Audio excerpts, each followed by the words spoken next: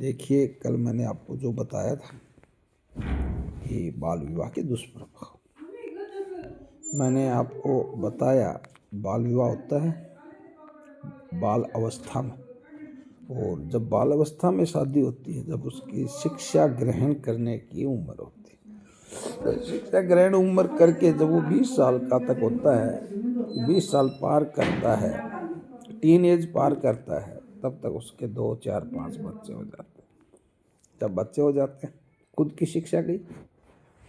जब वो थोड़ा बड़ा होता है, 25 तक पहुंचता है, 30 तक पहुंचता है, जब उसकी कमाने की एज होती है, शिक्षित होकर कमाने के लिए तैयार होने की एज होती है, तब उसके बच्चों की पढ़ाई का बोझ सिर पर आ जाता है। खुद की शिक्षा गई, और ये देखिए उन बच्चों की शिक्षा गई।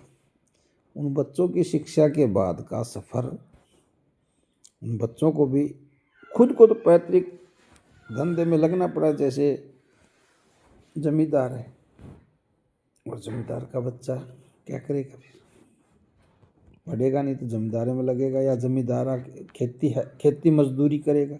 खुद की खेती नहीं है तो खेतों में जाएगा, मजदूरी करेगा, किसी के कंस्ट्रक्शन पर जाएगा, वहाँ मजदूरी करेगा।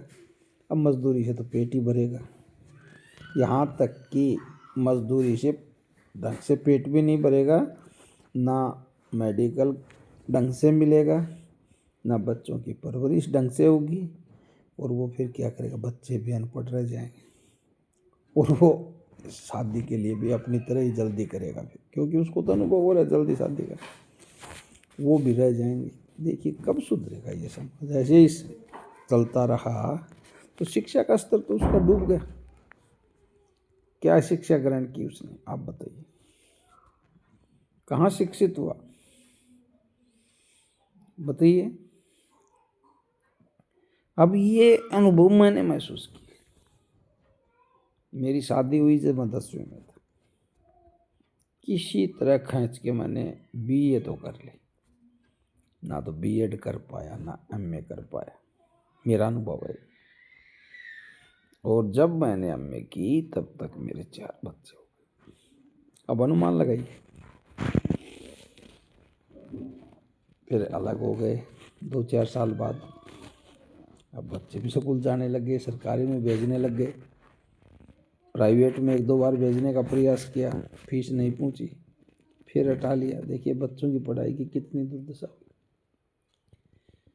परंतु मेरे पास पैतृक धंधा मजबूत था, खेती थी, अम्मी बीबी ने खेती की।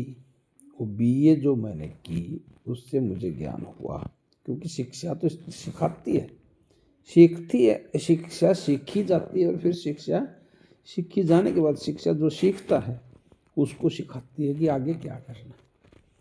तब मैंने प्रण कर लिया था कि मैं बच्चों का बाल विवाह नहीं करूँगा। मैं बच्चों के, लड़के की 25 से पहले और लड़की की 20 से पहले शादी नहीं करूँगा। इसलिए मैंने बाल विवाह नहीं होने दिया। बच्चों की शादी 30 साल के दायरे में की। अब बच्चे भी कामयाब हो गए। वो जो दुष्चक्कर था बाल विवाह के कारण, गरीबी का, बाप से बेटा को, बेटा से उसके बेटा को, उससे बेटा के उससे बेटा को, कारण सिर्फ बाल विवाह, और उस बाल विवाह का दुष्चक्कर शिक्षा से तोड़ा गया।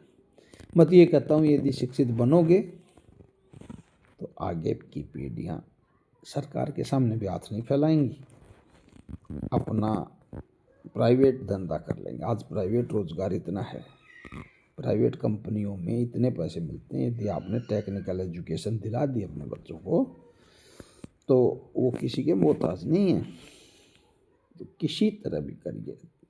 यदि आप उस बाल विवाह में फंस कर, और वहाँ तक फंस कर चले गए कि बच्चे भी 4-5 हो गए, तो मैं आपको सलाह देता हूँ कि बच्चों को घर पे पढ़ने के लिए प्रोत्साहित करें, उनको अपने काम में ना लगाएं। और टेक्निकल एजुकेशन के लिए आजकल ITI बहुत है।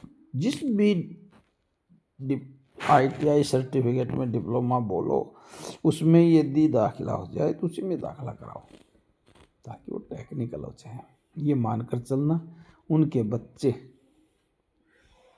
या तो IAS IPS भी बन सकते हैं, वरना इंजीनियर डॉक्टर ये सब बनेंगे।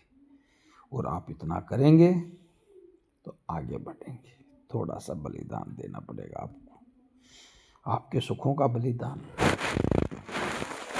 और आपको मेहनत करनी पड़ेगी, ज़्यादा मेहनत करके कमा के खाना पड़ेगा। और आपको दूसरा बलिदान देना पड़ेगा, जो उनके काम, उनसे जो श्रम की सहायता यानी मेहनत की परिश्रम की सहायता लेते हैं, वो छोड़ना पड़ेगा, तब जाकर कहीं बनेगा।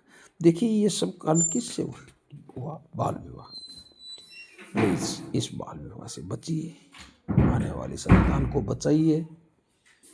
और मैं ये लाइक करिए, शेयर करिए, सब्सक्राइब करिए और इस पर कमेंट करिए आपको जैसा लगा।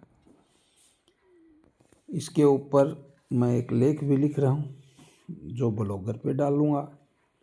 वो लेख पूरे हो जाने के बाद ब्लॉगर पे मेरे लेख आएंगे, मैं उनका भी नंबर आपको दूंगा। इसलिए आप ये करते रहिए, देखते रहिए, ताकि आपको किसी तरह का कोई वो नहीं हो। और धन्यवाद। ज़रूर लाइक, सब्सक्राइब और शेयर करें।